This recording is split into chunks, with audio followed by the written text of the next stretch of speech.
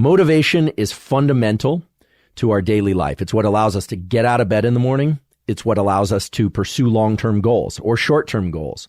Motivation and the chemistry of motivation is tightly wound in with the neurochemistry of movement. In fact, the same single molecule, dopamine, is responsible for our sense of motivation and for movement. It's a fascinating molecule, and it lies at the center of so many great things in life, and it lies at the center of so many terrible aspects of life, namely addiction and certain forms of mental disease.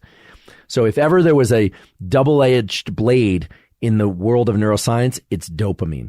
There's a fundamental relationship between dopamine released in your brain and your desire to exert effort. And you can actually control the schedule of dopamine release, but it requires the appropriate knowledge. This is one of those cases where understanding the way the dopamine system works will allow you to leverage it to your benefit. Let's get a few basic facts on the table. Dopamine was discovered in the late 1950s, and it was discovered as the precursor, meaning the thing from which epinephrine or adrenaline is made. Epinephrine is the same thing as adrenaline, except in the brain we call it epinephrine.